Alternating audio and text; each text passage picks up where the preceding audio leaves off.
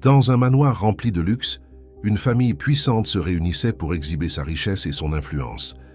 Cependant, parmi les rires et les regards méprisants, une femme simple était la cible de cruelles moqueries. Personne n'imaginait, c'est qu'elle portait silencieusement une arme capable d'ébranler l'empire construit au fil des générations. Lorsqu'il a finalement décidé d'agir, un seul geste d'1 milliard de dollars a tout changé pour toujours.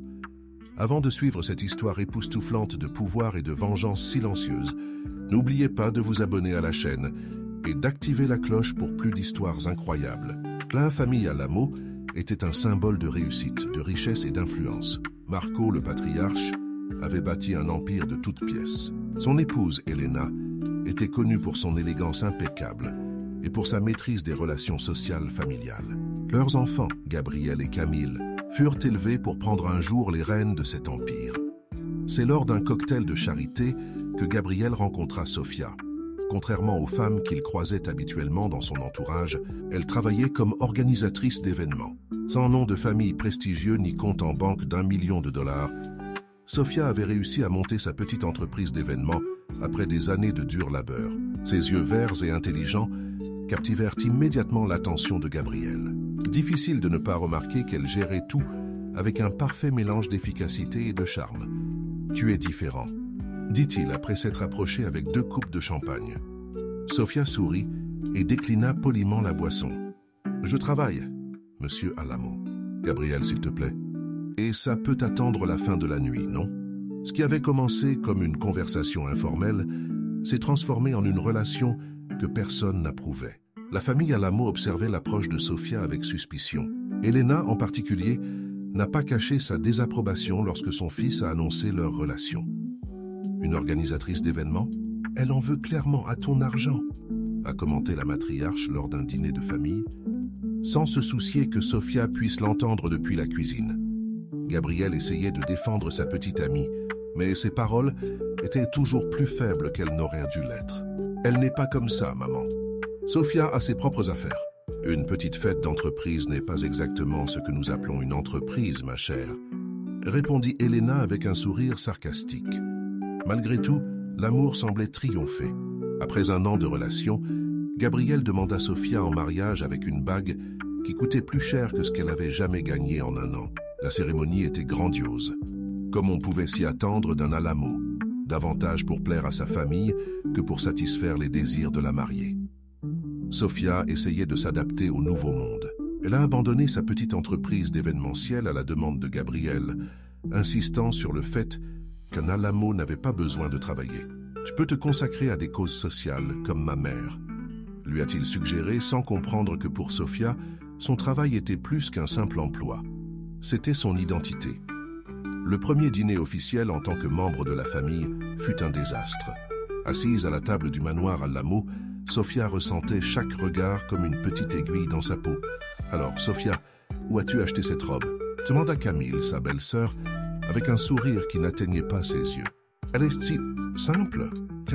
C'est d'un créateur indépendant, » répondit Sofia, sentant ses joues brûler. « Oh, bien sûr, c'est toujours bien de soutenir des œuvres caritatives, » répondit Elena, provoquant des rires discrets autour de la table. Gabriel resta silencieux, tiraillé entre sa loyauté envers sa famille et son amour pour Sofia. Son silence, cependant, était une forme de complicité plus douloureuse que n'importe quelle remarque acerbe. Les semaines se sont transformées en mois et les humiliations ont continué. À chaque réunion de famille, à chaque événement social, Sofia se voyait subtilement rappeler qu'elle n'avait pas sa place. Les critiques se faisaient passer pour des conseils. Comment s'habiller? Comment parler? Comment se comporter à table? C'est lors d'une de ces nuits, au retour d'un événement particulièrement humiliant, que Sofia prit une décision en regardant Gabriel dormir paisiblement à ses côtés. Il ne comprenait pas, ou feignait de ne pas comprendre, à quel point cet environnement l'étouffait. « Je ne peux pas continuer comme ça », se murmura-t-elle. Le lendemain matin, Sofia se réveilla avec une lucidité qu'elle n'avait pas ressentie depuis des mois. Alors que Gabriel partait pour une nouvelle journée dans l'empire familial, elle passa un appel important. « Lisa, j'ai besoin de ton aide. » Lisa Santos était la meilleure amie de Sofia depuis leurs années d'école de commerce. Contrairement à Sofia qui s'était lancée dans l'entrepreneuriat, Lisa était devenue une conseillère financière respectée. « Il était temps », répondit Lisa à l'autre bout du fil. « Viens à mon bureau. J'ai des idées. » Cet après-midi-là, assise dans l'élégant bureau de son amie surplombant le quartier financier de la ville, Sofia commença à élaborer un plan. Ce ne serait pas facile, et cela prendrait certainement du temps, mais pour la première fois depuis des mois, elle se sentait revivre. « Je veux créer ma propre entreprise, mais cette fois, ce sera différent, » expliqua Sofia, les yeux brillants de détermination. « Je veux que ce soit discret. Personne dans la famille Alamo ne doit le découvrir. Tu es sûre de ça, Sofia? Cacher une chose pareille à ton mari. Je ne me cache pas. Je construis quelque chose qui m'appartient, quelque chose qui ne peut être ni méprisé ni ridiculisé. » Le projet commença à prendre forme. Avec l'aide de Lisa et grâce à un petit héritage reçu de sa grand-mère, une somme dont elle n'avait jamais parlé à Gabriel, Sofia fonda une petite société de conseil en technologie. Le nom qu'elle choisit, Artemis Ventures, n'avait aucun lien avec elle. Au manoir Alamo, la vie continuait comme d'habitude. Sofia souriait désormais aux provocations, sachant que chaque humiliation allait alimenter son avenir. Le jour, elle était l'épouse soumise de Gabriel Alamo. Le soir, quand tout le monde la croyait en cours de savoir-vivre ou en soirée, elle travaillait sans relâche pour son entreprise. « Tu sembles différent », commenta Gabriel un soir alors qu'il dînait seul. « Plus sûr de toi. » Sofia se contenta de sourire, cachant l'éclat de détermination dans ses yeux. « Peut-être que je m'adapte enfin à la vie d'Alamo. » Ce que Gabriel ignorait, c'est que Sofia venait de conclure son premier contrat important, un partenariat avec une start-up prometteuse que les analystes d'Alamo avaient négligé. Un petit pas, mais qui la remplissait de fierté. Pendant ce temps, au siège du groupe Alamo, Marco discutait avec ses dirigeants des mouvements étranges du marché. Qui est cette société Artemis Ventures qui rachète toutes ces start-up prometteuses sous notre nez? Demanda-t-il avec irritation, ignorant que la réponse était plus proche qu'il ne l'aurait cru. Sofia observait attentivement chaque geste de la famille, chaque décision professionnelle, chaque faiblesse. Elle absorbait l'information comme une éponge, se préparant au moment opportun. La petite Sofia, l'organisatrice d'événements que tout le monde méprisait, se transformait peu à peu en quelqu'un que la famille Alamo n'aurait jamais imaginé. Et ce n'était que le début. 6 mois s'étaient écoulés depuis que Sofia avait fait ses premiers pas vers l'indépendance financière. Artemis Ventures se développait tranquillement mais régulièrement. Sofia avait installé un petit bureau dans un immeuble du centre-ville, loin des quartiers fréquentés par les Alamo. Là, elle était connue sous le nom de Sofia Mendes, reprenant son nom de jeune fille pour l'entreprise. Les résultats du trimestre ont dépassé nos attentes, a commenté Eduardo Castro, l'avocat que Sofia avait engagé pour l'aider à naviguer dans le monde complexe des affaires. Eduardo était discret et efficace, des qualités que Sofia appréciait particulièrement à ce moment-là. L'action de Tech Solutions a progressé de 15% depuis notre acquisition, a constaté Sofia en parcourant les graphiques sur sa tablette. C'était un risque calculé, mais ça a payé. Ce qui avait débuté comme un petit cabinet de conseil prenait de l'ampleur. Sofia avait un talent naturel pour identifier les entreprises prometteuses que les grandes entreprises ignoraient. Son expérience en organisation d'événements lui avait donné une compréhension unique du réseautage et des relations humaines, compétences qu'elle mettait désormais à profit pour nouer des alliances stratégiques dans le monde des affaires. Pendant ce temps, au manoir Alamo, la situation de Sofia restait difficile. Les humiliations prenaient désormais des formes plus complexes, surtout après qu'Elena eut découvert que Sofia avait décliné l'invitation à rejoindre le comité des dames de la haute société. « J'imagine que les activités philanthropiques sont trop sophistiquées pour quelqu'un de ton parcours ?» la taquina Elena lors d'un déjeuner dominical. « Tu te sentirais peut-être plus à l'aise en organisant la décoration de notre prochain événement. » Sofia ravala la provocation avec un sourire serein. « Je suis sûr que tu trouveras quelqu'un de plus qualifié pour ça, Elena. Ces derniers temps, je me suis concentré sur d'autres centres d'intérêt. » Des centres d'intérêt? C'est adorable. Collectionner la porcelaine ou apprendre le piano. C'est important d'avoir des loisirs quand on n'a pas de carrière, n'est-ce pas? Et Gabriel, comme toujours, s'est limité à un commentaire vague. « Maman, s'il te plaît. » Cette nuit-là, Sofia regardait son mari travailler sur son ordinateur portable au lit. Un fossé profond se creusait entre eux, silencieux mais indéniable. « Gabriel, t'es-tu déjà demandé ce qui arriverait si ton empire familial s'effondrait. Il leva les yeux, surpris par la question. « Ça n'arrivera pas, Sofia. Les Alamos ont construit quelque chose de trop solide pour s'écrouler. Tous les empires finissent par s'effondrer. C'est la loi de la nature. »« Oh, pourquoi dis-tu ça ?» demanda-t-il en fermant son ordinateur. « Tu es malheureux ?» Sofia hésita. Il y avait de l'amour entre eux, ou du moins il y en avait eu. Mais le silence constant de Gabriel face à ses humiliations avait érodé quelque chose de fondamental. Je réfléchis. Ça me manque d'avoir quelque chose à moi, Gabriel. Une identité autre que celle de épouse de.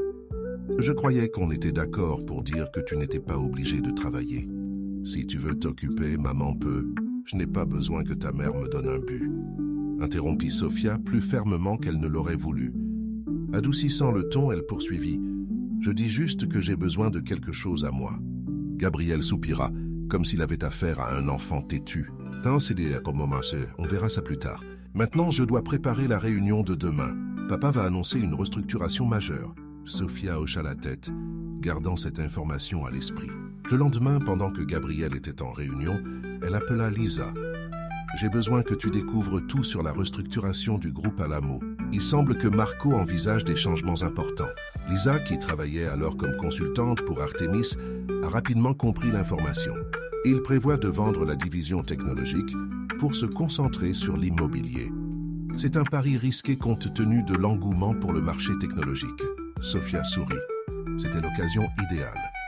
Au cours des semaines suivantes, Sofia a intensifié ses activités chez Artemis.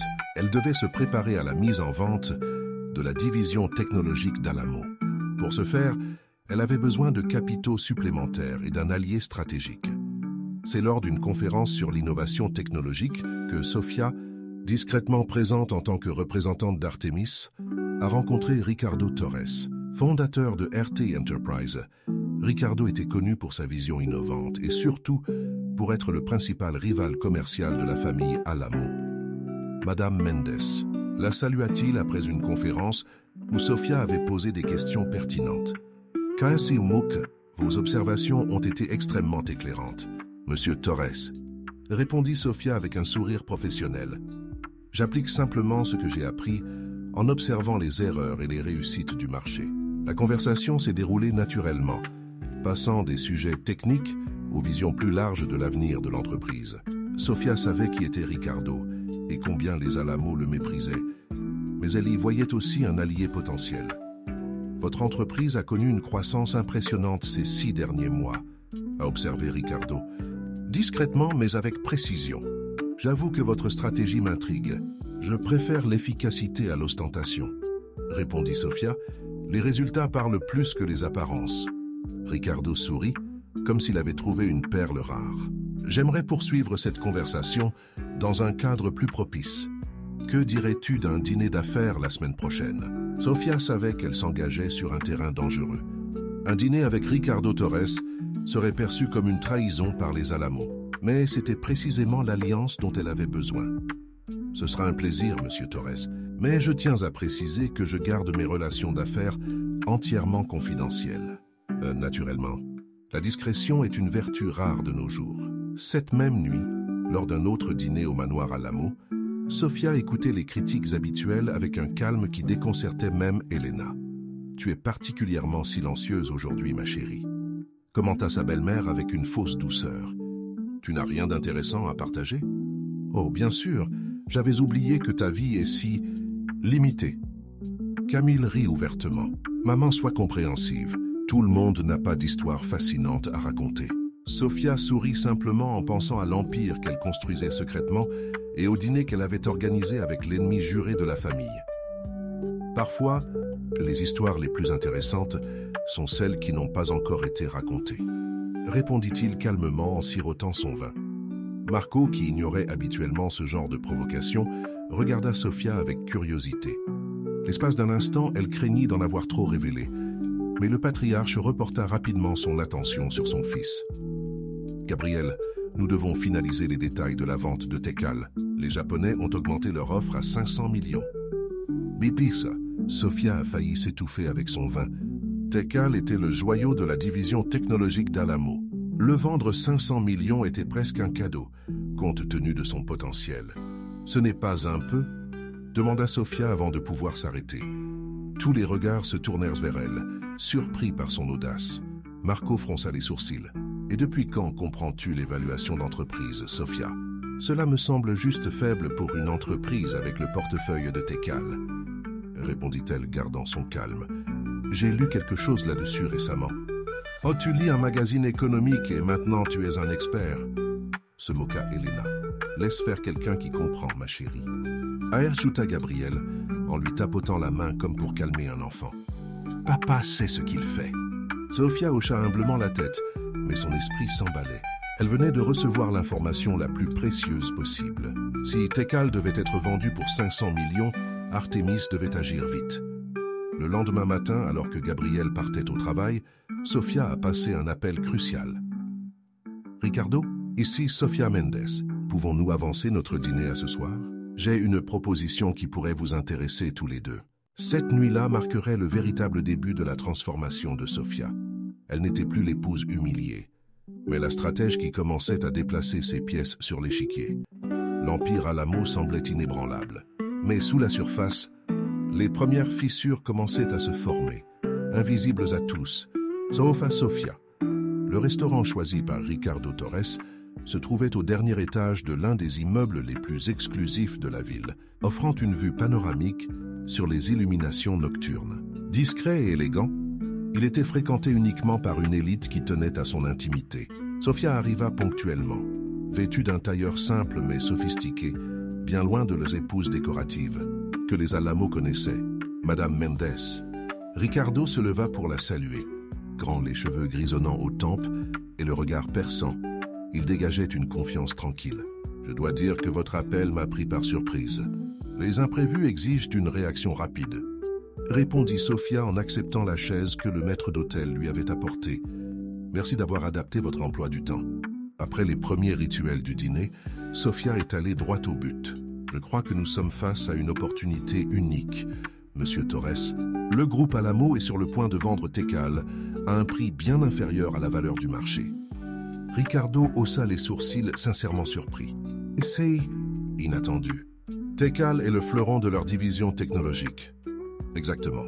Et il est proposé pratiquement à 500 millions aux investisseurs japonais.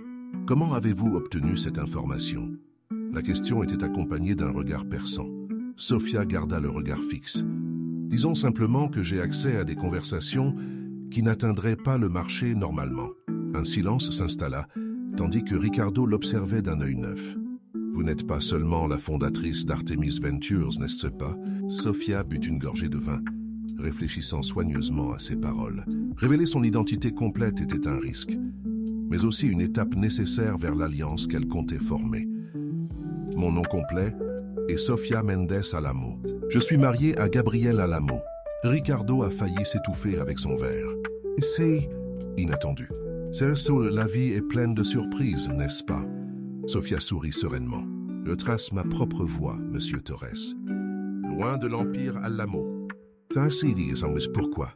La question était simple, mais lourde de conséquences. Sofia hésita un instant. Disons que je n'ai jamais été vraiment accepté dans la famille. Et j'ai appris que le respect se mérite, pas se quémande. Ricardo hocha la tête, comme s'il comprenait parfaitement.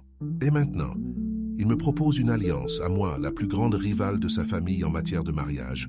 Fascinant. Je propose un accord commercial mutuellement avantageux. Artemis et RT Enterprises pourraient former un consortium pour acquérir Tekal. Je dispose de suffisamment de capital pour apporter 40% de la valeur. Vous apporteriez les 60% restants et l'expertise nécessaire pour intégrer l'entreprise à votre activité. Et qu'est-ce que vous en retirez, à part le retour financier? Sofia sourit. Disons que je mise sur le long terme. À la fin de la soirée, un accord préliminaire avait été conclu. Sofia et Ricardo formeraient un consortium pour acquérir Tekal, opérant par le biais de sociétés écrans afin de dissimuler les véritables acquéreurs. Le plan était audacieux mais réalisable. Ce fut un plaisir de faire affaire avec toi, Sofia, dit Ricardo en se séparant. J'avoue que je rencontre rarement quelqu'un avec ta détermination. Tout le plaisir était pour moi, Ricardo. Je crois que ce n'est que le début d'un partenariat fructueux. Tandis que sa voiture la ramenait au manoir Alamo, Sofia réfléchissait au chemin qu'elle avait emprunté. Par moments, elle se demandait si elle n'allait pas trop loin, si la vengeance lui apporterait vraiment la satisfaction qu'elle recherchait. Mais ensuite, elle se souvenait de chaque humiliation, de chaque regard méprisant, de chaque mot blessant, et surtout, du silence de Gabriel face à tout cela. Au manoir, elle trouva son mari qui l'attendait dans le salon, visiblement irrité. « Où étais-tu ? J'ai essayé d'appeler plusieurs fois. Désolé, j'étais avec mon amie Lisa, j'ai laissé mon téléphone en mode silencieux pendant le dîner. » Le mensonge lui échappa facilement. Une part de Sofia se sentit triste de cela, de ce qu'était devenu son mariage. Maman et papa étaient là. Ils voulaient discuter des préparatifs de l'anniversaire de l'entreprise le mois prochain. Sofia prit une grande inspiration. Ils auraient pu me prévenir. Thirst, on a essayé. Si tu répondais à tes messages, Gabriel se passa la main dans les cheveux, frustré. Maman était très déçue. Elena trouve toujours des raisons d'être déçue par moi, répondit Sofia en se dirigeant vers l'escalier. Je suis fatiguée, Gabriel. On peut continuer cette conversation demain? Avant qu'il puisse répondre, le téléphone sonna. C'était Marco. Sofia vit l'expression de son mari changer tandis qu'il parlait à son père. Inquiétude, puis soulagement. « Bonne nouvelle », dit-il en raccrochant.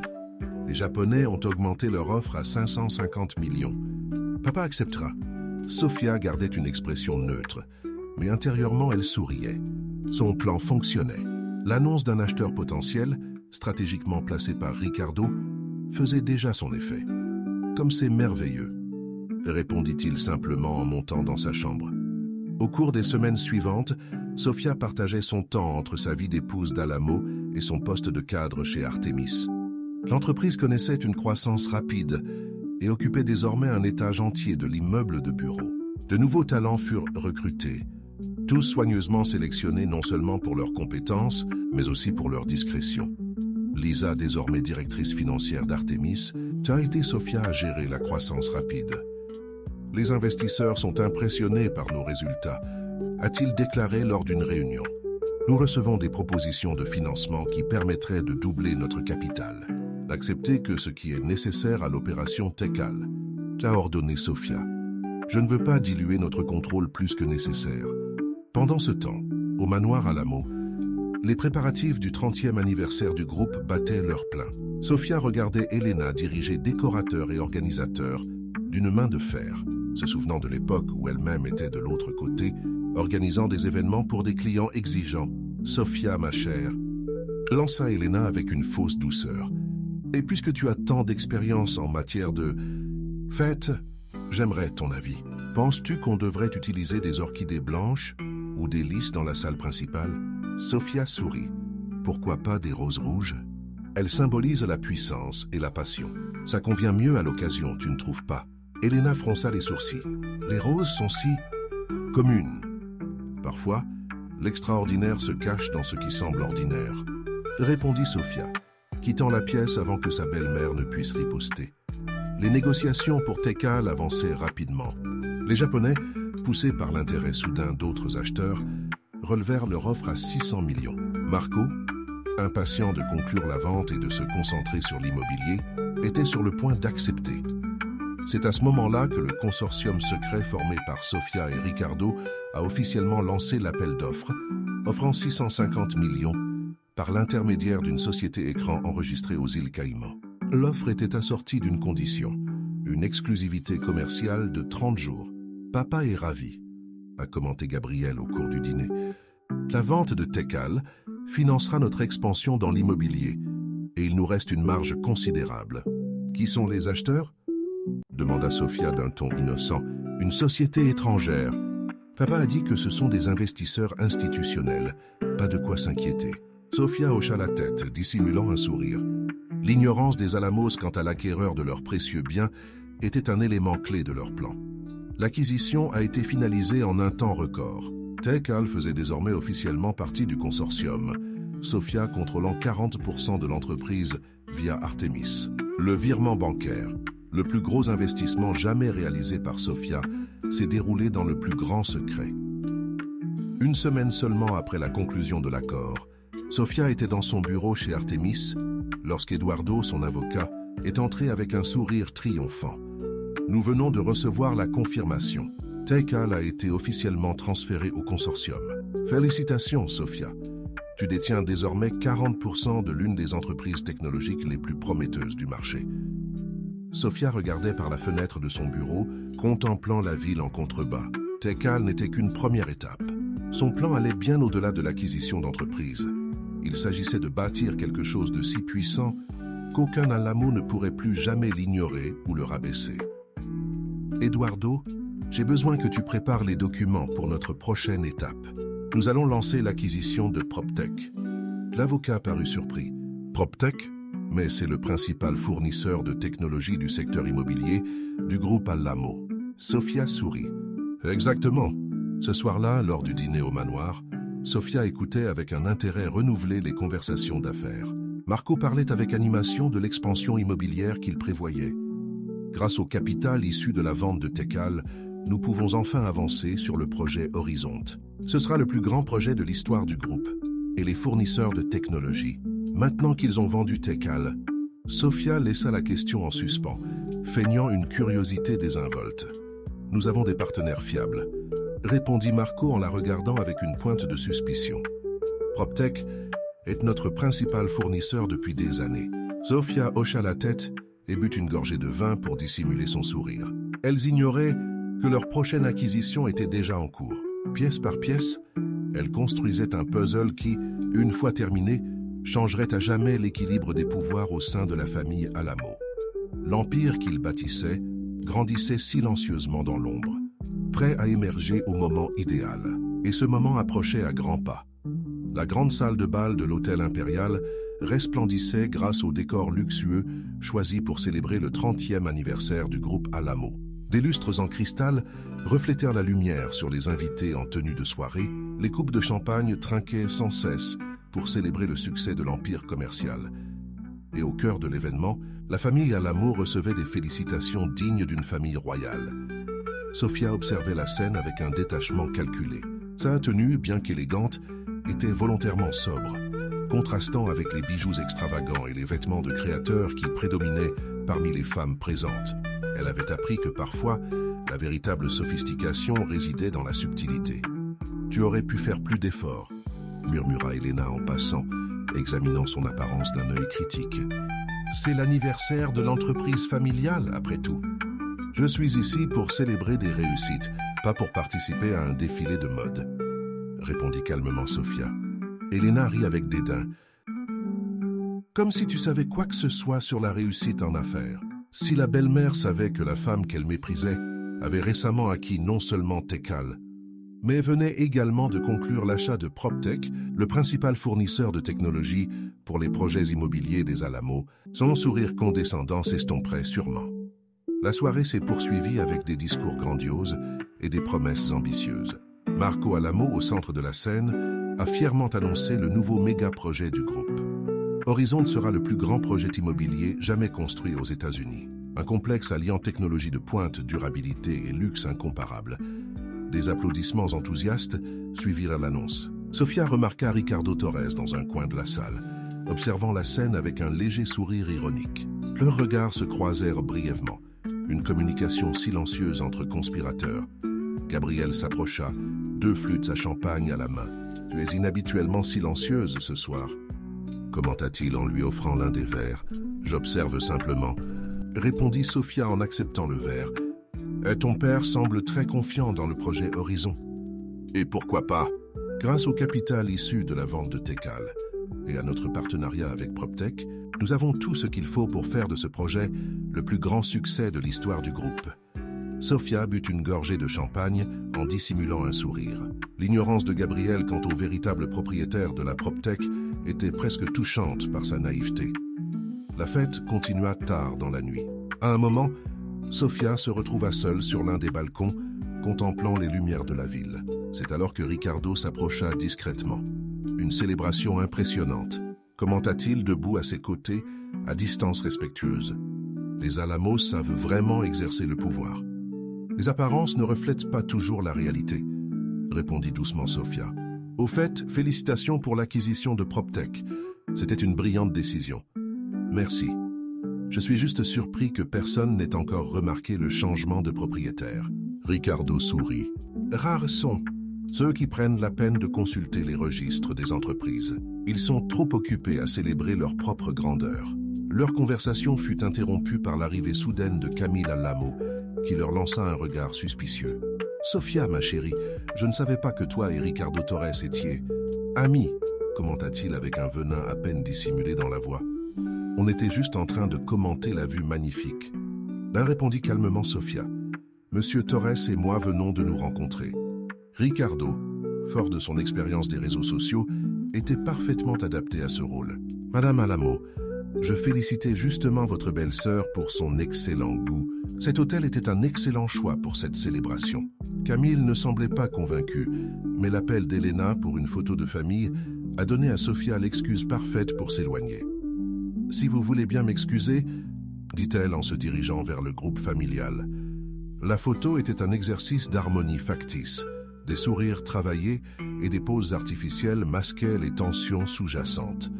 Sofia, placée en marge du groupe familial, se sentait comme une intruse, un sentiment que les Alamo n'ont cessé de répéter au fil des ans. Quelques jours après la fête, la routine reprit son cours, ou presque. Au manoir Alamo, pendant le petit déjeuner, Sofia remarqua une tension inhabituelle chez Gabriel. « Il s'est passé quelque chose ?» demanda-t-elle en le regardant vérifier frénétiquement ses messages sur son téléphone. « Problème avec le projet Horizon », répondit-il distraitement. « PropTech a augmenté ses tarifs de 35% sans prévenir. Papa est furieux. » Sofia garda une expression neutre, malgré sa satisfaction intérieure. Augmenter les prix avait été sa première consigne en tant que propriétaire caché de l'entreprise.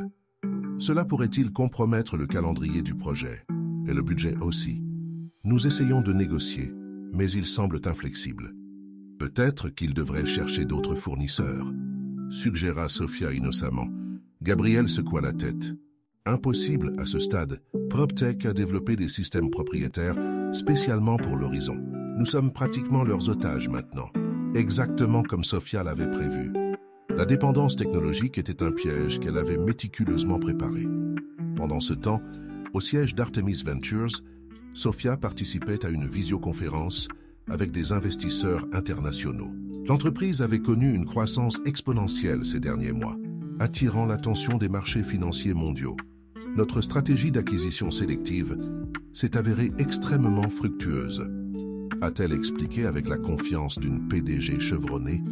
Tekal et PropTech ont toutes deux enregistré une croissance à 2 chiffres au dernier trimestre. Lisa, assise à côté de lui a fourni des données financières impressionnantes. Les investisseurs étaient visiblement ravis. Après la réunion, Eduardo est entré dans la salle de conférence avec une enveloppe scellée. « Les documents que vous avez demandés », dit-il en tendant l'enveloppe à Sofia.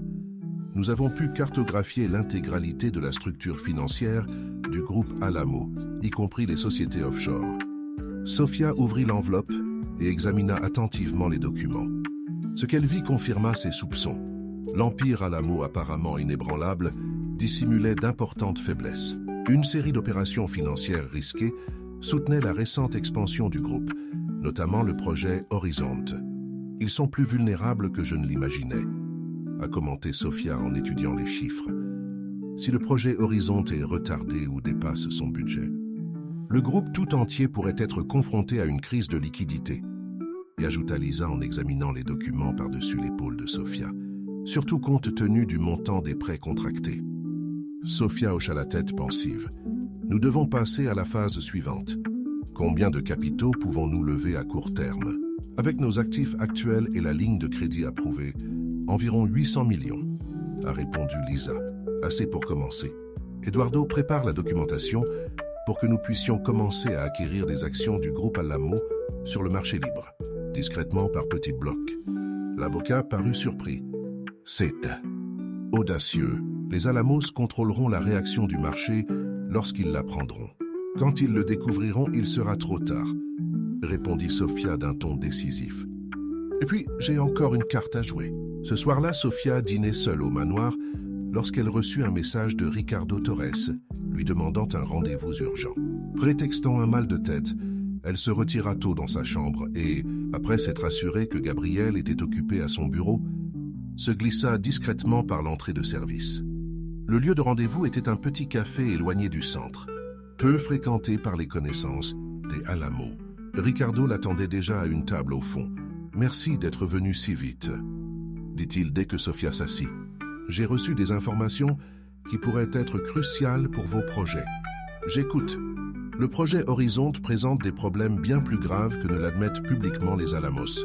J'ai découvert que le site principal présentait des problèmes géologiques qui n'avaient pas été détectés lors des études initiales. La construction devra être entièrement repensée. Sofia assimila attentivement l'information. Combien de temps cela prendrait-il? Size to the site, au moins 1 an, et une augmentation des coûts d'environ 40%. Et ils sont déjà au courant? Marco est au courant. J'ai reçu l'information d'une source au sein de l'entreprise de construction sous contrat. Ils cherchent désespérément des solutions alternatives avant de rendre le problème public. Sofia se laissa aller dans son fauteuil, réfléchissant aux implications. Si l'action commence à chuter avant l'annonce officielle... Exactement. C'est l'occasion idéale pour améliorer votre position dans le groupe. Ricardo, pourquoi m'aides-tu autant? Cela va bien au-delà de notre partenariat commercial. Il hésita un instant. Fait rare pour un homme habituellement si sûr de lui. Disons simplement que j'ai aussi mes raisons de vouloir voir les Alamos affronter des difficultés. Marco a détruit plusieurs petites entreprises au cours de son ascension, dont celle de mon père. Une motivation personnelle, donc. Sofia le comprenait parfaitement. Merci pour l'information. J'en ferai bon usage. Dans les jours suivants, Artemis Ventures a discrètement accéléré son achat d'actions du groupe Alamo, profitant de la valeur toujours stable avant que la nouvelle des problèmes du projet Horizonte n'apparaisse. Pendant ce temps, au manoir Alamo, la tension était palpable. Sofia observait Marco, Elena et Gabriel lors de longues réunions à huis clos, leurs visages s'inquiétant de jour en jour. Lors d'un dîner particulièrement calme, Sofia décida de tâter le terrain. « Gabriel, tout va bien avec le projet Horizonte? Tu sembles inquiet. » Le mari échangea un bref regard avec son père avant de répondre. « Ce ne sont que quelques contretemps normaux sur des projets de cette envergure, rien d'inquiétant. »« Ça aussi, tu le dis. » répondit Sofia en feignant l'indifférence. « Au fait, j'ai remarqué que les actions du groupe ont légèrement baissé cette semaine. » « Elestian, fluctuation normale du marché, » intervint rapidement Marco. « Les investisseurs sont inquiets de l'économie mondiale. » Elena, irritée comme toujours par les interventions de Sofia, ne laissa pas passer l'occasion. « Chérie, pourquoi ne pas t'occuper de choses qui sont plus de ton ressort, comme organiser le bal de charité du mois prochain ?» Sofia sourit sereinement. « Bien sûr, Elena, je me soucie simplement du bien-être de la famille. » Ce qu'aucun d'eux ne soupçonnait, c'est que Sofia détenait déjà, par l'intermédiaire d'Artemis et d'autres sociétés écrans, près de 15% des actions du groupe Alamo, acquises stratégiquement sur le marché libre et auprès de petits investisseurs. Une participation significative, certes, mais encore insuffisante pour en asseoir le contrôle. Mais cela allait changer. Le lendemain matin, la bombe tant attendue par Sofia explosa enfin. Des problèmes géologiques menacent le méga-projet du groupe Alamo. Selon annoncé les principaux portails financiers. L'action a chuté de 30% dès les premières minutes de cotation. Dans le bureau d'Artemis, Sofia observait les moniteurs avec un calme calculé, alors que l'Empire Alamo commençait à trembler sur ses fondations. Continuez à acheter, a-t-elle conseillé à son équipe de courtiers. Ce n'est que le début. Le jeu, qui avait commencé comme une quête de respect, s'était transformé en quelque chose de bien plus vaste.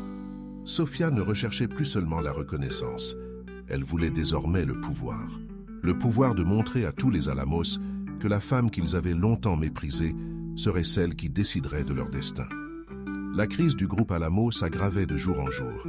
Les titres des journaux économiques alternaient entre spéculations sur l'avenir du projet Horizonte et analyse de la chute vertigineuse du cours de l'action. En une semaine seulement, la valeur boursière du groupe avait chuté de près de 40%, entraînant avec elle la fortune personnelle de la famille. Au manoir Alamo, l'ambiance était à l'enterrement. Marco, toujours si sûr de lui et autoritaire, passait désormais des heures enfermé dans son bureau, tentant désespérément de calmer les investisseurs et les banques créancières. Elena avait annulé toutes ses sorties, signe évident que la situation était critique. Gabriel, quant à lui, alternaient entre moments de panique et de déni, incapables d'envisager l'effondrement de l'empire familial. Sofia observait tout avec une inquiétude apparente, jouant parfaitement le rôle d'épouse bienveillante, tout en continuant secrètement à acquérir des parts du groupe par l'intermédiaire d'Artémis et d'autres sociétés écrans. Avec la dévaluation rapide, chaque jour représentait une occasion d'accroître sa participation à des prix toujours plus bas. Il nous faut au moins 300 millions pour stabiliser la situation. T'as entendu Sofia dire Marco à Gabriel lors d'une conversation tendue dans le bureau de la villa. Les banques menacent de saisir les garanties si nous n'injectons pas de nouveaux capitaux d'ici la fin du mois. Nous pourrions vendre la division hôtelière, suggéra Gabriel, visiblement découragé. Dans le scénario actuel, nous ne recevrions que la moitié de la valeur réelle. Ce serait comme admettre notre défaite. Sofia fit mine de traverser le couloir nonchalamment, portant un plateau de café. Désolé de vous interrompre. J'ai pensé que vous aimeriez un café. Les deux hommes semblaient irrités par l'intrusion, mais acceptèrent les tasses avec des grognements de remerciement. On devrait épargner ses soucis à Sofia, commenta Marco avec condescendance. Les affaires sont trop stressantes pour elle. Sofia sourit gentiment. En fait, je me disais, j'ai des bijoux précieux que ma grand-mère m'a laissés. Rien comparé à ta fortune, bien sûr, mais ça pourrait m'aider en cette période difficile. Gabriel la regarda avec un mélange de surprise et de gratitude. Sofia, on n'a pas besoin d'aller là-bas. Ce sont des souvenirs de famille. La famille est plus importante que les biens matériels, répondit-elle avec une fausse humilité. Je veux juste aider. Marco observa sa belle-fille d'un œil un peu moins critique que d'habitude. C'est un geste noble, Sofia, mais Gabriel a raison, ce ne sera pas nécessaire. On trouvera une solution. Sofia hocha la tête et se retira, les laissant reprendre leur conversation désespérée. Son petit geste avait un but. Créer l'image d'une épouse dévouée et dénuée d'ambition, l'exact opposé de ce qu'elle était réellement. Plus elle était sous-estimée, plus l'impact était grand lorsqu'elle révélait enfin son vrai visage. Au bureau d'Artémis, la situation était on ne peut plus dramatique. L'entreprise était florissante, ses récentes acquisitions dépassant toutes les attentes. Tekal avait décroché des contrats de plusieurs millions de dollars auprès de multinationales, et la PropTech élargissait rapidement sa clientèle, à l'exception, bien sûr, des services délibérément problématiques fournis au groupe Alamo. Notre participation dans le groupe Alamo a atteint 28% ce matin, qu'a annoncé Lisa en remettant à Sofia un rapport détaillé. Avec les achats d'aujourd'hui, nous devrions dépasser les 30%. Et l'autre affaire? Tout est prêt. Les documents ont été examinés par 3 cabinets d'avocats indépendants. Il n'existe aucune faille juridique. Sofia hocha la tête, satisfaite. Combien de temps devons-nous garder le secret sur notre actionnariat? Légalement, nous sommes tenus de divulguer l'information lorsque nous atteignons 30%. Mais nous pouvons recourir à des sociétés intermédiaires pour masquer le responsable ultime pendant quelques jours supplémentaires. Parfait, je veux atteindre au moins 35% avant que les Alamos ne le découvrent. Eduardo, qui avait écouté la conversation, semblait inquiet. Sofia, es-tu sûre de cela? Une fois que nous aurons révélé ton identité d'actionnaire majoritaire d'Artémis, ton mariage. Mon mariage est mort le jour où Gabriel a préféré le silence à ma défense, répondit Sofia avec un calme qui masquait des années de souffrance accumulées. On ne fait qu'officialiser l'évidence. Ce soir-là, de retour au manoir, Sofia trouva Elena seule dans le salon, sirotant un verre de vin, le regard perdu. C'était un spectacle inhabituel. La matriarche Alamo, toujours aussi maîtresse de son sort, paraissait profondément abattue. « Je peux me joindre à vous ?» demanda doucement Sofia. Elena haussa les épaules, un geste qui témoignait à lui seul de l'ampleur de la crise qui l'avait affectée. En temps normal, elle aurait fait une remarque cinglante. « J'ai du mal à croire que nous en soyons arrivés là », commenta Elena après quelques instants de silence. 30 ans à bâtir un empire, pour le voir s'effondrer en quelques semaines. Les choses peuvent s'améliorer, proposa Sofia en se versant un verre de vin. Aucun empire ne dure éternellement, mais ils peuvent évoluer. Elena lui lança un regard perçant. Tu sais ce qui est ironique? Au fond, j'ai toujours pensé que tu causerais la perte de Gabriel. Une femme sans héritage, sans relation. Il semblait évident que tu en voulais à notre argent. Sofia garda son calme, malgré la provocation. Et maintenant? Maintenant. C'est toi qui proposes de sacrifier quelque chose de personnel pour aider. Tes bijoux de famille, c'était un geste auquel je ne m'attendais pas. C'était presque comique de voir comment Elena interprétait mal ses intentions, même lorsqu'elle essayait d'être sincère. Parfois, les gens nous surprennent, répondit simplement Sofia. Peut-être, concéda Elena à contre-cœur, mais ne vous laissez pas berner en pensant que cela changera fondamentalement les choses entre nous. Quand cette crise sera passée, et elle le sera, nous redeviendrons ce que nous avons toujours été. Sofia sourit d'un air énigmatique. Je n'en doute pas. La crise était cependant loin d'être terminée. Le lendemain matin, Marco réunit sa famille dans la salle à manger, l'air plus grave que jamais. Nous devons prendre des mesures drastiques, a-t-il annoncé. Les banques insistent sur la date limite d'injection de capitaux. Sans elle pourrait saisir les garanties et prendre le contrôle d'une part importante du groupe. Et que proposez-vous, père ? Demanda Gabriel d'une voix tremblante. Nous allons lancer une émission d'actions privilégiée. Cela diluera notre participation, mais c'est le seul moyen de lever des capitaux rapidement, sans vendre des actifs à prix cassé. Camille, inhabituellement silencieux pendant la crise, a finalement pris la parole. Qui achèterait des actions d'une entreprise en chute libre? Plusieurs fonds sont intéressés par une entrée à bas prix, répondit Marco, dont Artemis Ventures. Sofia a failli s'étouffer avec son café. Elle ne s'attendait pas à ce que son nom, ou plutôt celui de son entreprise, soit mentionné si tôt dans les discussions. Artemis Ventures? Jamais entendu parler? Commenta Elena. Il s'agit d'un fonds d'investissement relativement nouveau mais doté d'un capital important, a expliqué Marco. Ils ont réalisé plusieurs acquisitions stratégiques ces derniers mois. Peut-on leur faire confiance? Demanda Gabriel. Marco hésita. Nous n'avons pas beaucoup d'options. Ils ont proposé des conditions plus avantageuses que les autres soumissionnaires. Sofia resta silencieuse, constatant l'ironie de la situation. La famille qui l'avait toujours méprisée considérait désormais son entreprise comme une bouée de sauvetage, sans savoir qui se cachait derrière. Quand aura lieu cette introduction en bourse? Demanda Sofia, feignant un intérêt désinvolte. La semaine prochaine. Les avocats finalisent les documents. Le timing était parfait pour les projets de Sofia. Avec sa participation secrète actuelle et la possibilité d'acquérir encore plus d'actions grâce à l'introduction en bourse, elle était prête à prendre le contrôle majoritaire du groupe Alamo. Dans les jours qui suivirent, Artemis accéléra ses préparatifs. Les contrats furent finalisés, les capitaux mobilisés et une stratégie de communication soigneusement élaborée. Sofia savait que le moment de la révélation serait crucial, non seulement pour ses objectifs financiers, mais aussi pour la satisfaction personnelle qu'elle recherchait tant. La veille de l'introduction en bourse coïncidait avec un dîner d'affaires au manoir Alamo. Marco avait invité des investisseurs potentiels et des partenaires stratégiques, espérant renforcer la confiance dans le groupe avant la transaction financière. Sofia observait avec intérêt l'arrivée de Ricardo Torres parmi les invités. Sa présence, certes inattendue pour les Alamo, faisait partie du plan qu'ils avaient élaboré ensemble. « Torres, que fait-il ici ?» murmura Gabriel, visiblement mal à l'aise.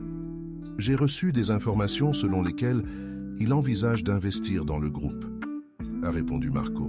« Nous ne sommes pas en mesure de refuser des alliances, même avec d'anciens rivaux. » Le dîner se déroula dans une atmosphère de fausse cordialité.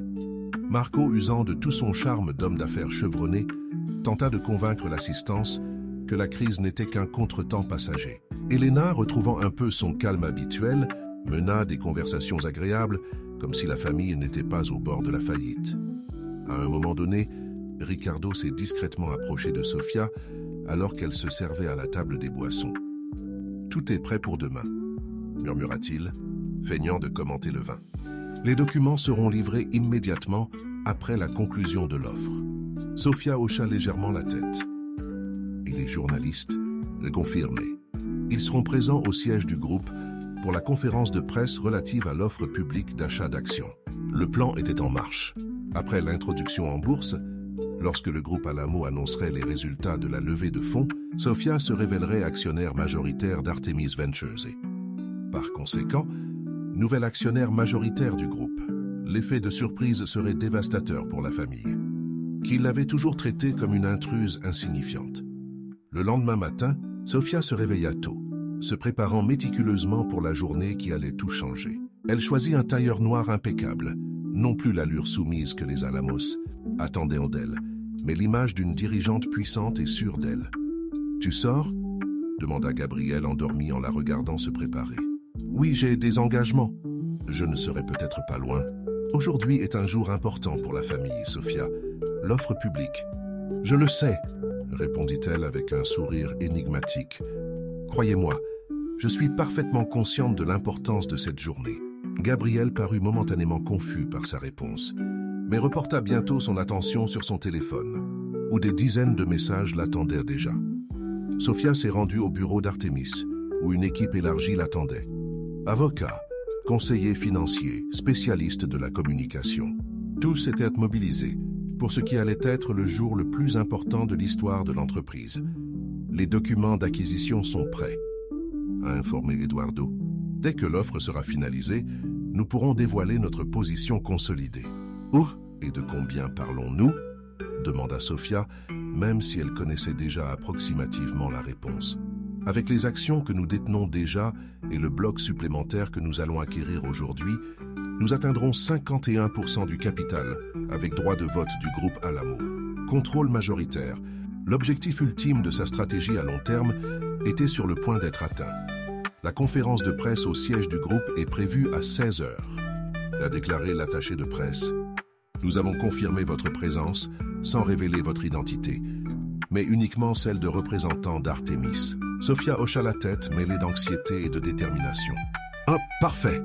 Il est temps pour les Alamos de rencontrer la vraie Sofia. Amakuman.